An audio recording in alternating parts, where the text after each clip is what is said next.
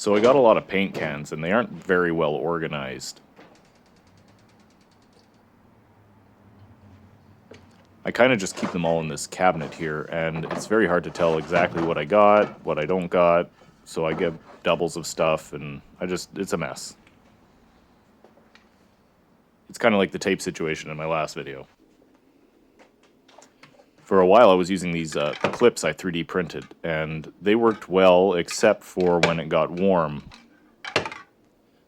The plastic would soften and the cans would kind of just fall. And you really don't want pressurized paint cans falling from any height, because, you know, it could make a big mess or worse, hurt somebody. That's when I came up with these wire retainers, which worked well to hold the cans up. However, it was kind of annoying to take the cans back down after I put them up.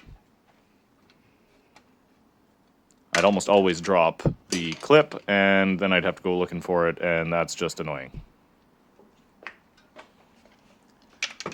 So I tested this design, and it seemed to work pretty well, just using the weight of the can kind of cantilevered to hold them up there. But they were still kind of easy to knock out, so I'm not too comfortable with that. So I think I've come up with a design to kind of correct that issue of that design, and we're gonna plot it out on my Cameo 4 Pro and see how that works. This is a pretty easy project, and you know, you could change out most of the tools that I use for other versions.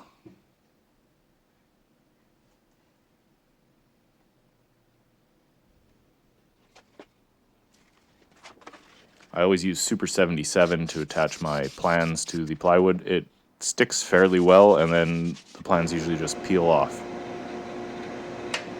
The key is only just put the glue on the plans. Don't put it on the plans and the plywood. Otherwise, it'll have a very secure bond.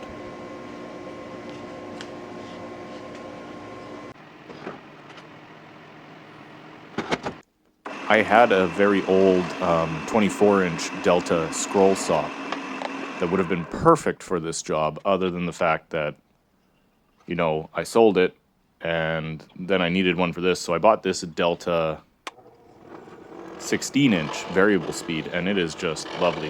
It has a very quick change blade system, very easy to use, works well. I'm still a scroll saw novice, so I drift off the line here and there, but you know, I just get back on it and try not to worry about it too much.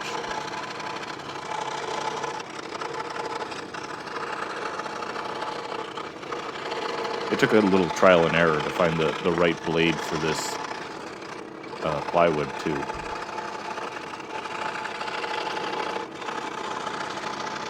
I believe this is a 16 TPI. And it's having no trouble getting through this half-inch plywood.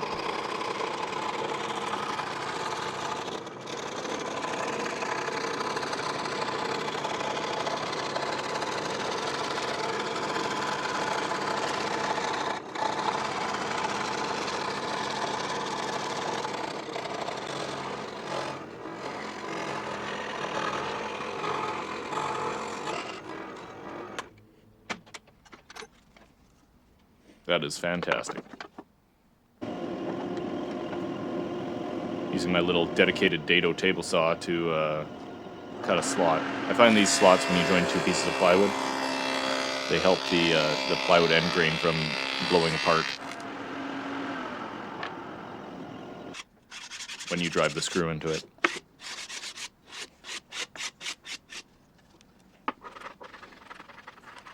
Little light sanding.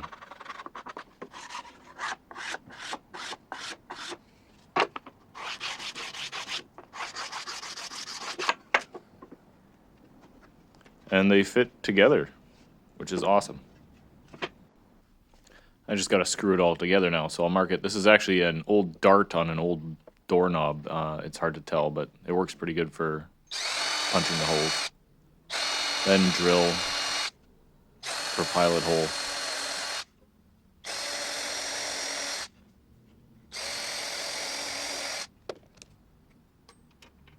And then I'll come back and put a quick countersink on it, just for the screw head.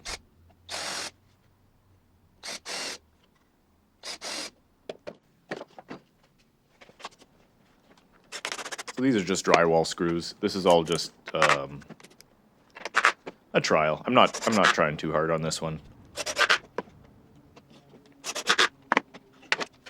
But I'm hopeful it'll be effective, and then maybe I can come up with a slightly more elaborate one. I just happen to have this piece of hardboard cut to pretty much the perfect size for the back stop.